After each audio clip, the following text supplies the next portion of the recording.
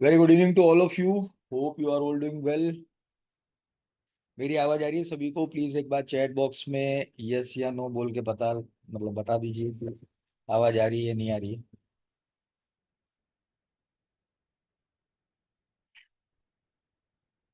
चलिए, thank you very much, thank you.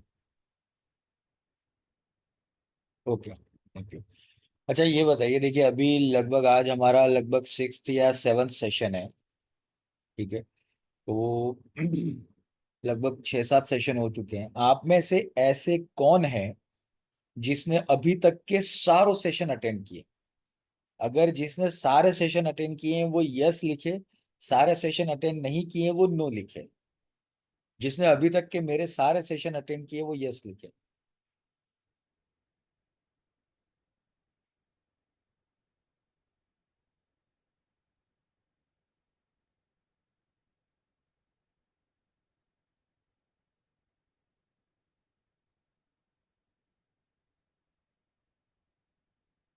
तो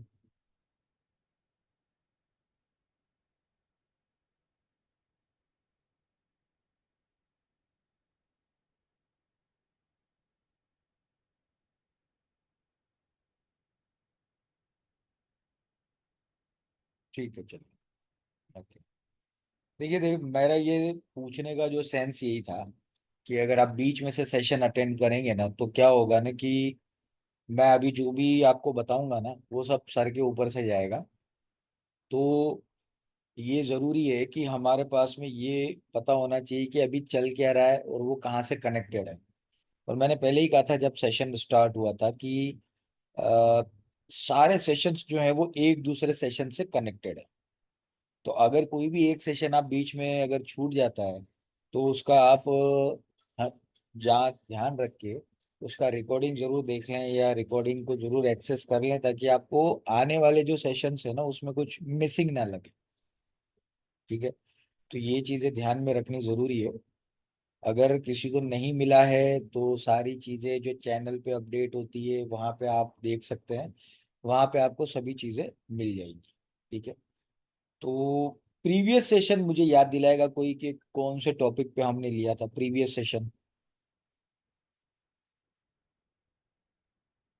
जो इससे पहले वाला लास्ट वीक का जो सेशन था कौन से टॉपिक पे लिया था, याद है किसी को?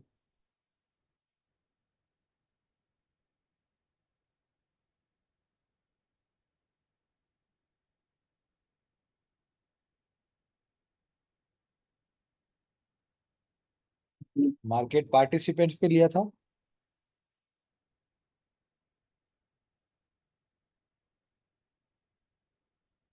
नहीं नहीं नहीं, प्रीवियस सेशन कह रहा हूं मैं।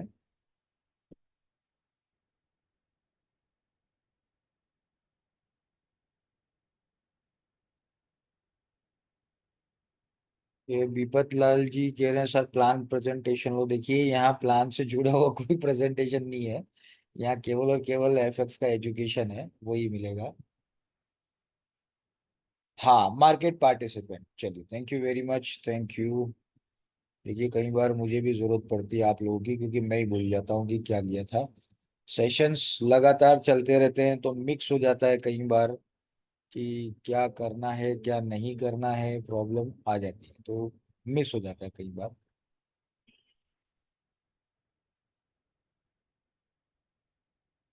Just a moment please.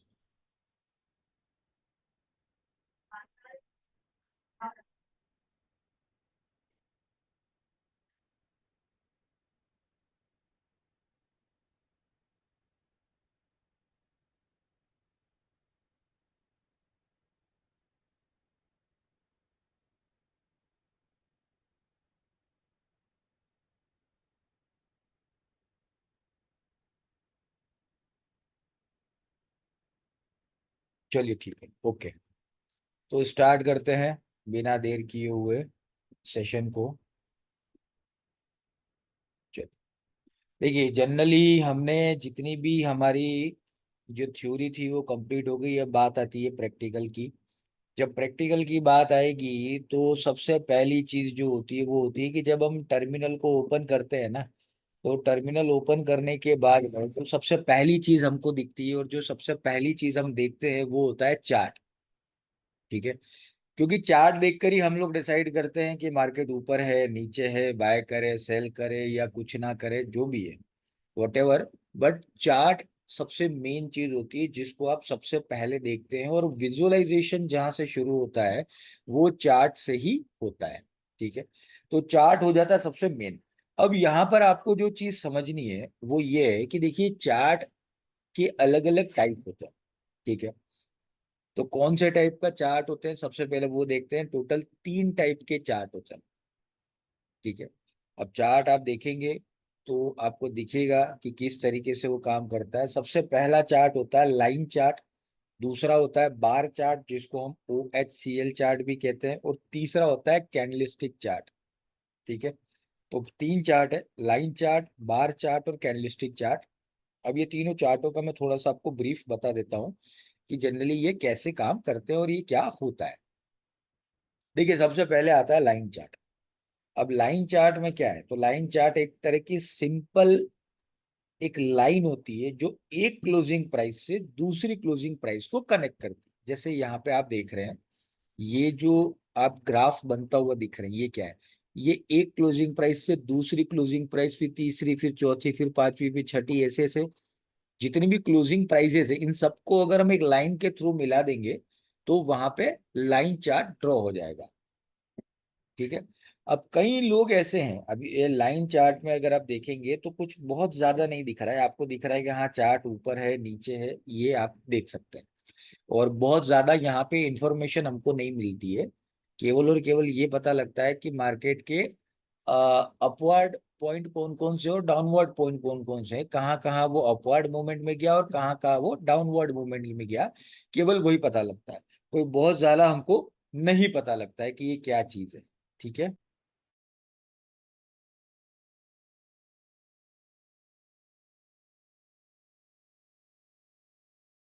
ठीक है, तो लाइन चार्ट जैसा कि आप देख रहे हो कि इसमें कोई बहुत ज्यादा डिटेल नहीं है हमारे पास में, एनालिसिस करने के लिए कुछ बहुत ज्यादा डिटेल नहीं है। जस्ट अ मोमेंट, मैं आपको एक बार लाइव दिखाता हूँ टर्मिनल पे कि वो किस तरीके से काम करता है।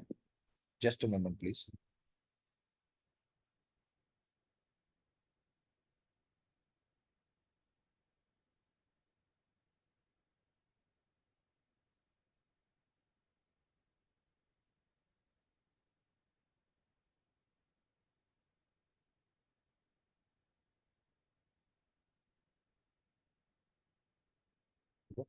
ये टर्मिनल दिख रहा है आपको? एक बार चैट बॉक्स में कंफर्म कर दें कि स्क्रीन शेयरिंग में आवाज आ रही है कि नहीं आ रही है, और आवाज तो आ रही है लगभग सभी को। देखिए, जिसको नहीं आ रही है वो प्लीज एक बार अपने नेटवर्क को भी चेक कर ले, कई बार हो सकता है मेरी जगह से कई बार आपकी तरफ से नेटवर्क ना मिले। चलिए ठीक है, ठीक है, ओके, चलिए, थैंक यू। चलिए, तो देखिए यहाँ पे आप देख रहे हैं 3 ऑप्शन दिए हुए हैं, ये हो गया हमारा बार चार्ट, ये हो गया कैंडलस्टिक चार्ट, और ये हो गया लाइन चार्ट। ठीक है, अब तीनों चार्टों को मैं थोड़ा आपको समझा देता हूँ। देखिए, लाइन चार्ट में क्या है कि एक क्लोजिंग प्राइस दूसरी क्लोजिंग प्राइस को जैसे ही मैच करती है, यानी मिलाते हैं, तो एक लाइन क्रिएट होती है। तो हमें कुछ इस तरीके से दिखता है। अब यहाँ पे जो सबसे बड़ा ड्रॉबैक है इस चार्ट का, लाइन चार्ट ठीक है, हम मार्केट के मूवमेंट को समझने के लिए देख सकते हैं कि मार्केट अपवर्ड मूवमेंट में कब है, डाउनवर्ड मूवमेंट में कब है, लेकिन सबसे बड़ा जो इशू है, सबसे बड़ा जो प्रॉब्लम है वो ये है कि इसमें हमको और कोई ज्यादा डिटेल नहीं मिलती इस चार्ट में, क्योंकि केवल और केवल क्लोजिंग प्राइस से मिलकर ये चार्ट बना हुआ है, इसीलिए कुछ ज्यादा पता नहीं चलता। जूम करेंगे तो और ज्यादा इस तरीके से दिखेगा हमको ये, बस और कुछ नहीं दिख रहा है। तो क्या है कि अगर आपको एनालिसिस करना है तो वो एनालिसिस यहाँ पे आपको कोई उतनी अच्छी तरीके से अवेलेबल नहीं होगा। तो इसीलिए लाइन चार्ट को सबसे बेसिक चार्ट कहा गया है, इसका यूज भी जनरली लोग कम करते हैं। अब बात करते हैं सेकेंड टाइप के चार्ट की, जिसको हम कहते हैं बार चार्ट। ठीक है, अब बार चार्ट को मैं थोड़ा सा जूम करूंगा तो कुछ इस तरीके से दिखेगा। बार चार्ट आप देख रहे हैं कैसे काम करता है कि सबसे पहले आप देख रहे हैं कि इस जगह से वो ओपन होती है प्राइस, फिर ये हो गया उसका हाई पॉइंट, ये हो गया लोएस्ट पॉइंट, और ये हो गया क्लोज पॉइंट। ठीक है। तो बार चार्ट में क्या होता है, जैसे मैं आपको थोड़ा सा यहाँ डिटेल में बताता हूँ।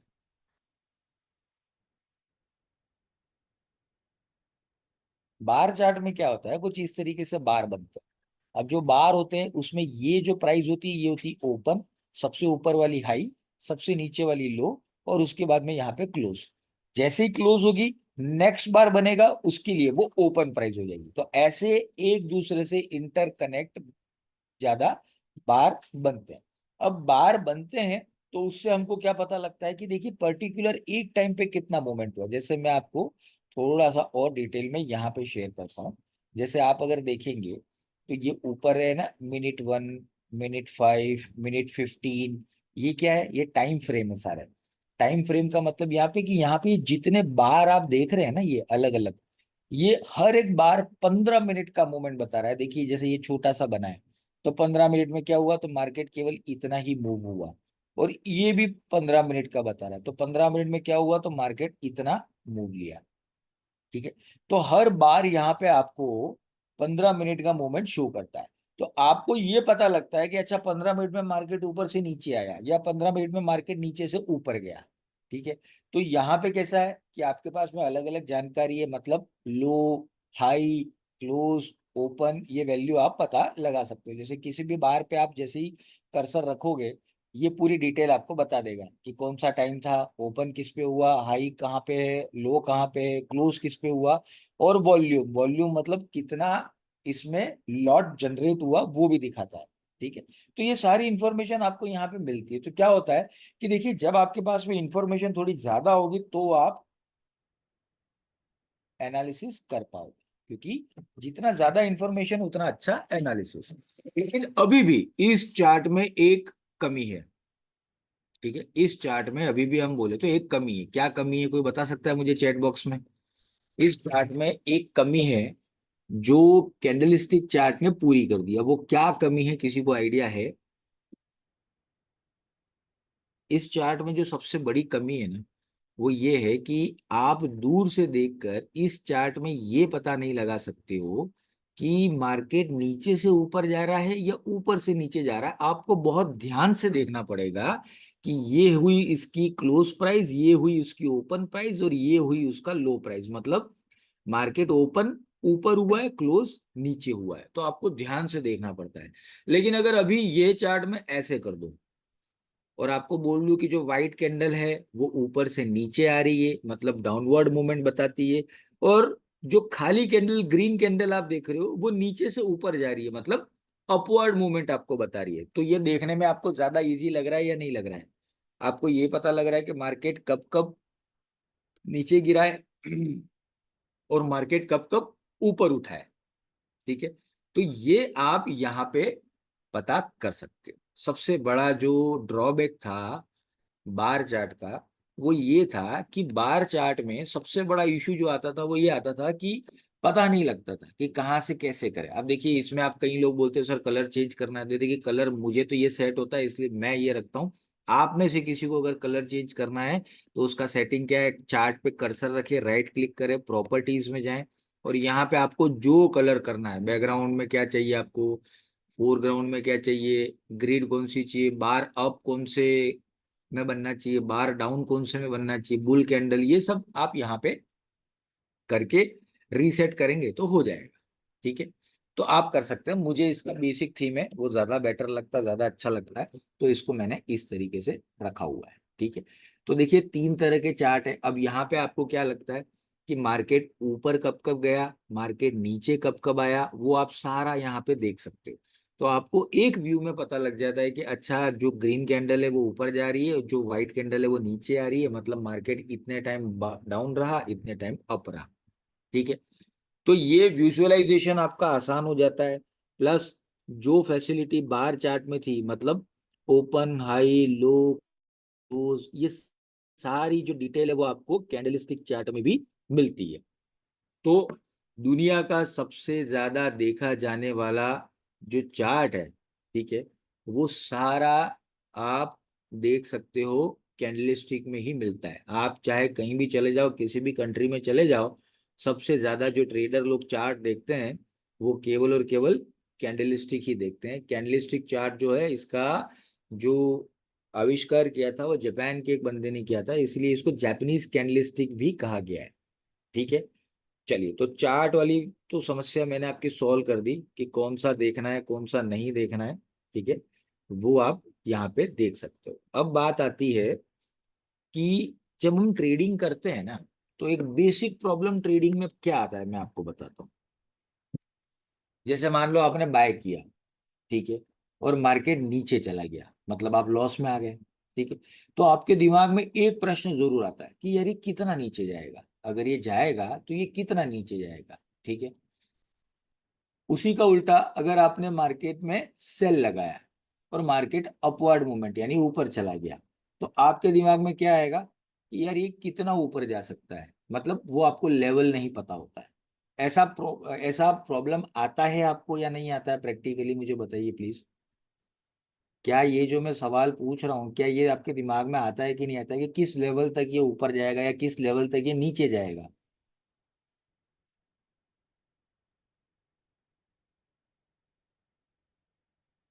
चलिए ठीक है, थैंक यू वेरी मच। ठीक है, थैंक यू। अब देखिए, इस सवाल का जो जवाब है ना, वो मैं आज आपको यहाँ पे दूंगा। ठीक है, और ये आपको बताऊंगा कि किस तरीके से आप लेवल्स बना सकते हैं, देख सकते हैं, डिसाइड कर सकते हैं और उसका आगे फॉलो कर सकते हैं। ठीक है, ये तो हो गया था चार्ट हमारा। हाँ, अब हम आ जाते हैं सीधा सपोर्ट एंड रेजिस्टेंस पे। ठीक है, अब जो लेवल की मैं यहाँ बात कर रहा हूँ ना, लेवल निकलते हैं सपोर्ट एंड रेजिस्टेंस से। ठीक है, अब सपोर्ट एंड रेजिस्टेंस क्या होता है, देखिए सपोर्ट एंड रेजिस्टेंस मार्केट के दो अलग अलग लेवल होते हैं। वो लेवल वो लेवल जिस पे मार्केट जाके अपवर्ड मूवमेंट लेकर वापस नीचे आता है, देन फिर अपवर्ड जाके वापस नीचे आता है, मतलब ऊपर का ऐसा लेवल जहां पे प्राइस ने सबसे ज्यादा टच किया हो और टेस्ट किया हो और उसके बाद नीचे आ गई हो, उसको रेजिस्टेंस कहते हैं। उसी तरीके से सपोर्ट कि वो नीचे का लेवल जहां पे मार्केट ने जाके टच किया हो और टेस्ट किया हो, ठीक है, उसको कहते हैं सपोर्ट लेवल। तो सपोर्ट एंड रेजिस्टेंस ये दो लेवल अगर आपको पता लग जाए कि हाँ मार्केट की ये दो पॉइंट है जहां पे जाके मार्केट एक बार ब्रेक ले सकता है, या तो वो वापस से पलट के ऊपर या नीचे जाएगा, या फिर उस सपोर्ट या रेजिस्टेंस को वो ब्रेक कर देगा, क्योंकि ये दो के अलावा तीसरा कोई ऑप्शन नहीं होता है। ठीक है, तो ये सबसे बड़ी चीज है। एटलीस्ट इसमें आपको क्या पता लगता है कि ये मार्केट कितना ऊपर जा सकता है या ये मार्केट कहाँ से रिटर्न आ सकता है। चलिए, अब उसको प्रैक्टिकली देखते हैं, टर्मिनल पे वो ज्यादा बेटर रहेगा।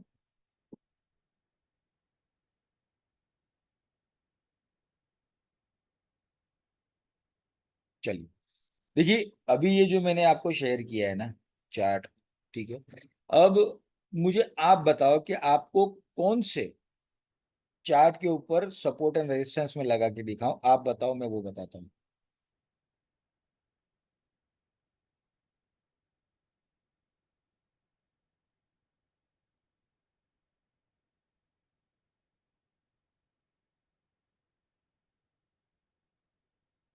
अरे कैंडल तो है ही है, मैं पूछ रहा हूँ कौन से चार्ट पे लगा के दिखाऊं।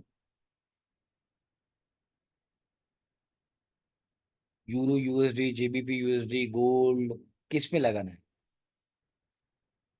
जिसको सबसे ज्यादा वोट मिलेंगे मैं वो लगाऊं, सब गोल्ड के प्रेमी है यहाँ पे है। चलिए ठीक है, तो गोल्ड पे ही लगाते हैं, चलो ओके।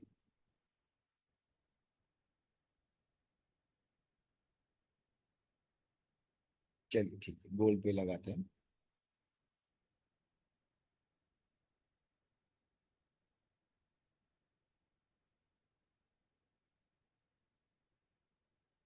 लीजिए, गोल्ड है ही नहीं।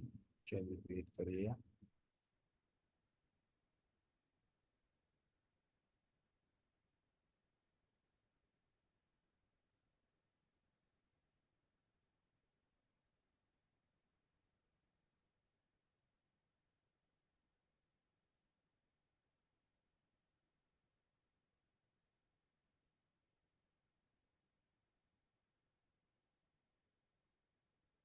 ठीक है, चलिए ये गोल्ड का चार्ट हमने ले लिया है। और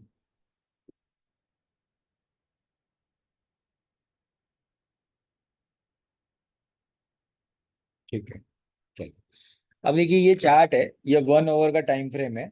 आप चाहो तो इसको 30 मिनट्स पे भी लगा सकते हो, 1 आवर पे भी लगा सकते हो। चलिए मैं इसको 30 मिनट पे लगाता हूँ, ज्यादा बेटर रहेगा आप लोगों के लिए।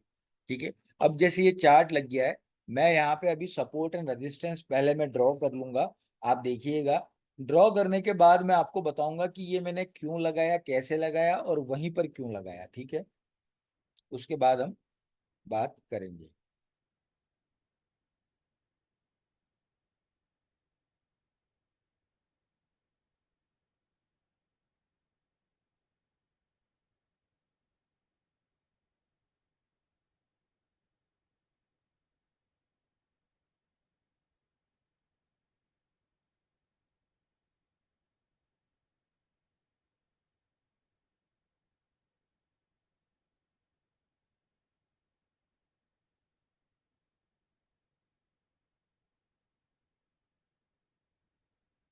चलिए, अब देखिए बात करते हैं कि मैंने 3 लाइंस आपके सामने ड्रॉ करी है।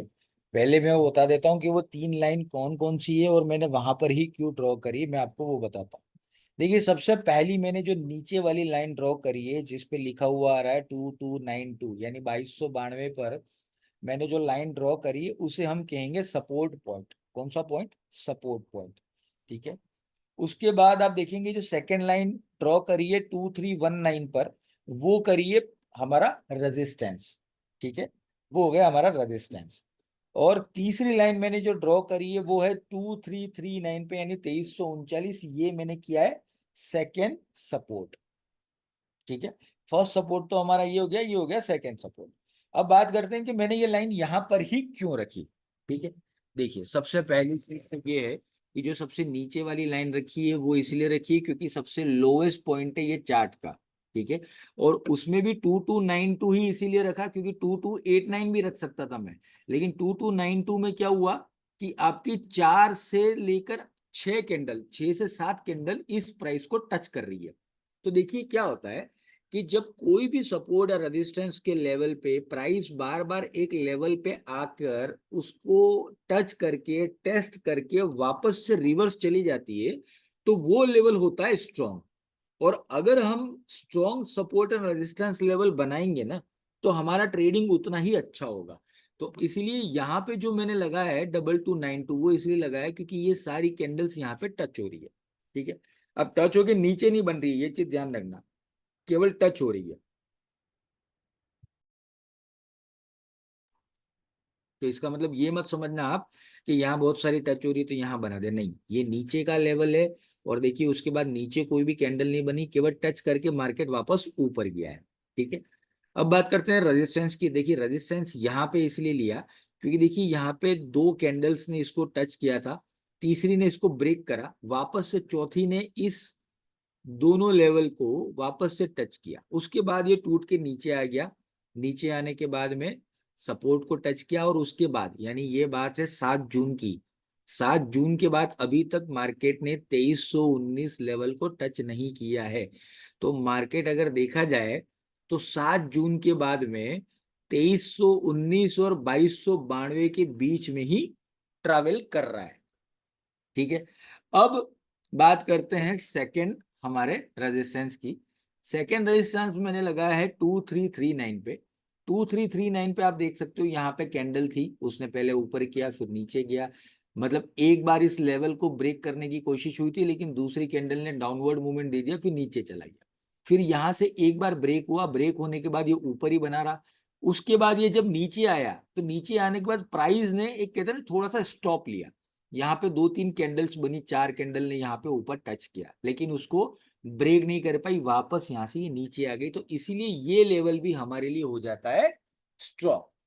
ठीक है, तो कैसे लगाया सपोर्ट एंड रेजिस्टेंस वो मैंने आपको बता दिया। यहां से सिंपल आप देख रहे हो हॉरिजॉन्टल लाइन है, इस पे क्लिक करोगे और कर्सर के थ्रू आप इसको यहाँ पे लगा सकते हो। एक चीज और, आप अगर कई लोग पूछेंगे सर इसको मोबाइल पे लगाएं या लैपटॉप या डेस्कटॉप पे, देखिए मैं प्रिफर करता हूँ लैपटॉप या डेस्कटॉप पे। क्यों?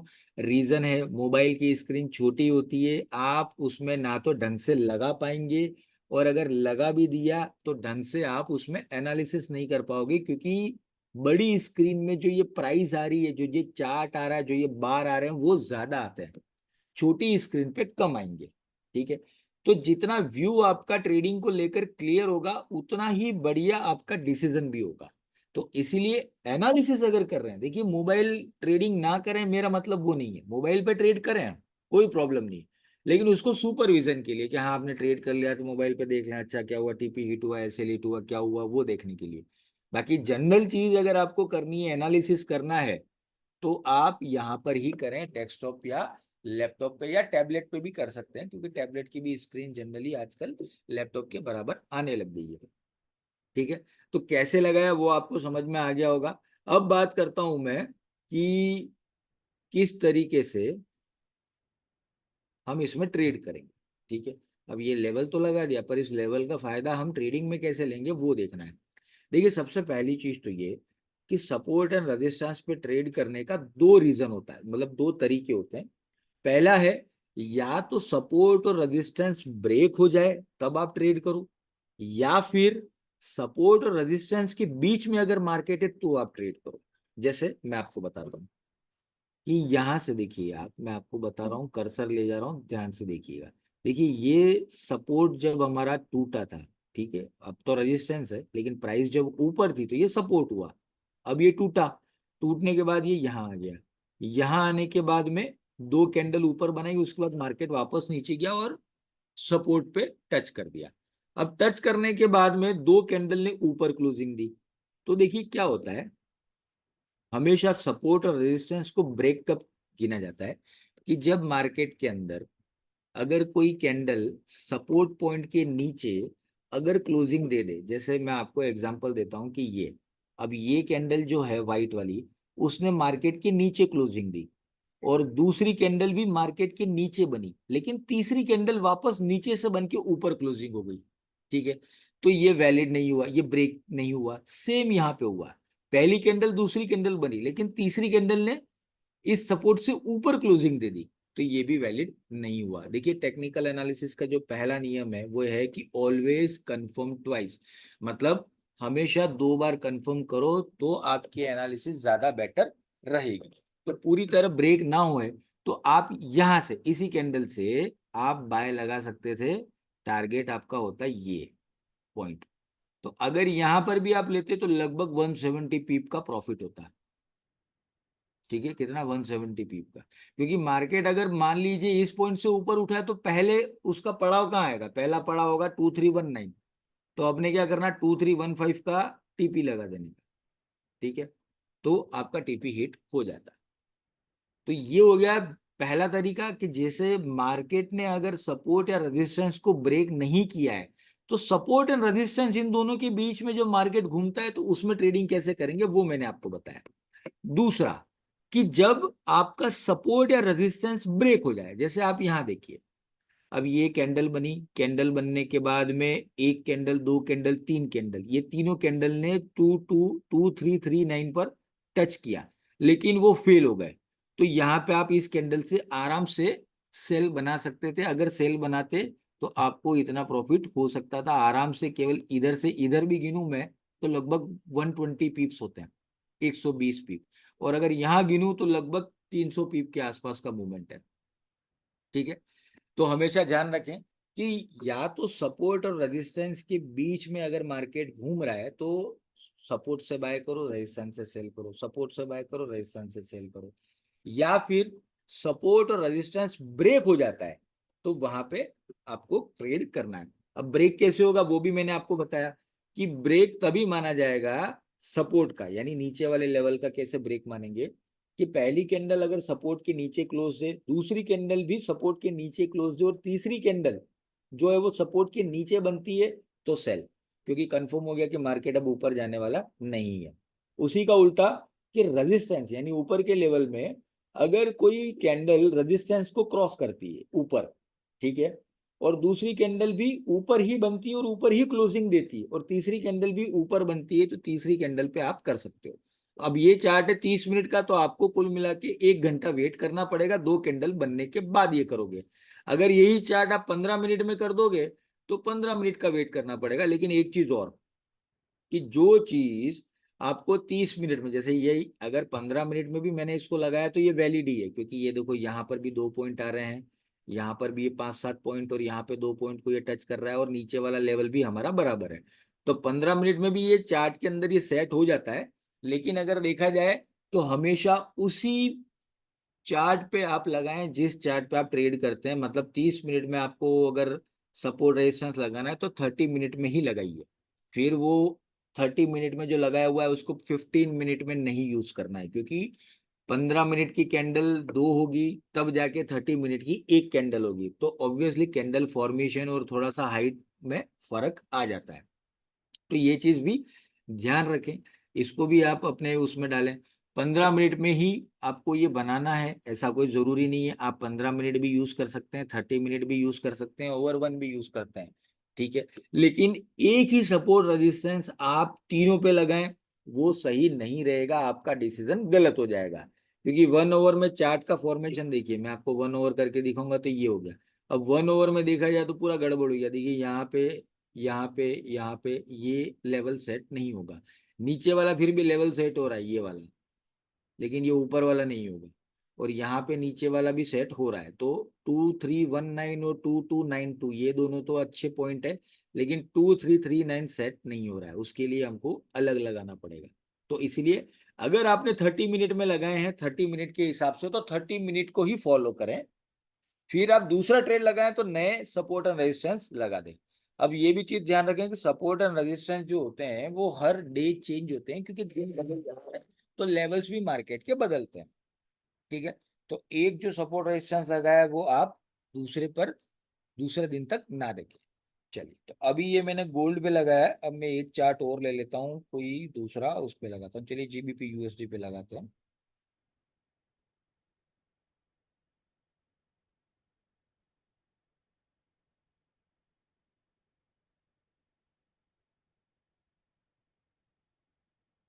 जीबीपी यूएसडी पे भी लगा लेते हैं।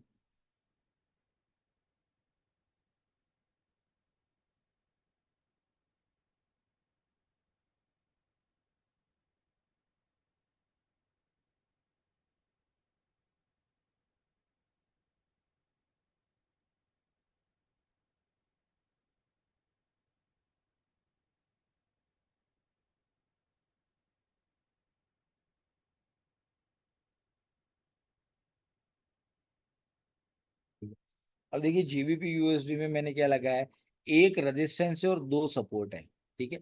अब एक चीज और भी ध्यान रखें, आपके दिमाग में ये आ रहा होगा कि सर कितने रेजिस्टेंस कितने सपोर्ट हो सकते हैं। देखिए ऐसा कोई डिसाइडेड या पहले से फिक्स नहीं होता है।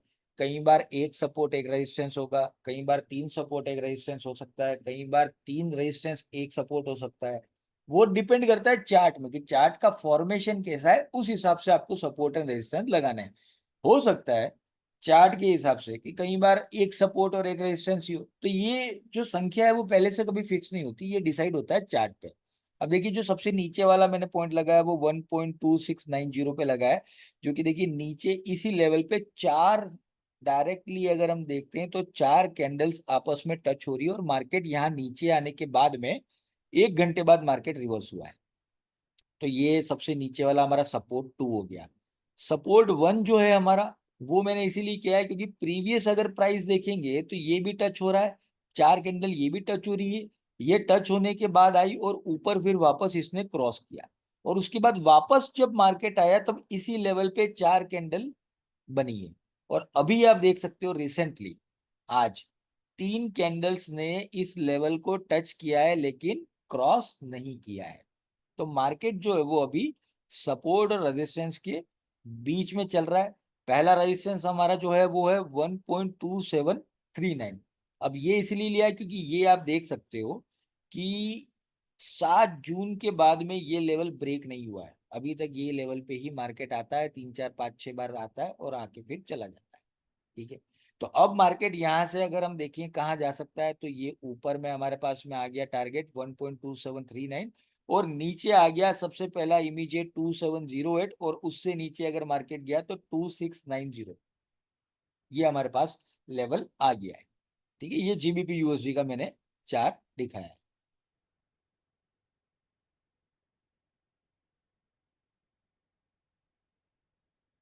सुनील जी, ये दूसरा एग्जांपल ये दिखा। हाँ, मैंने वीक को भी कंसीडर किया है। वीक को कंसीडर क्यों नहीं करेंगे? वीक अगर होता भी है ना, तो प्राइस तो उसने टच किया ही है, तभी जाके वो वीक हुआ है। ठीक है। नहीं, क्वेश्चन बाद में, पहले हम ये कर लेते हैं, फिर क्वेश्चन लूंगा मैं आप सभी लोगों के। ठीक है।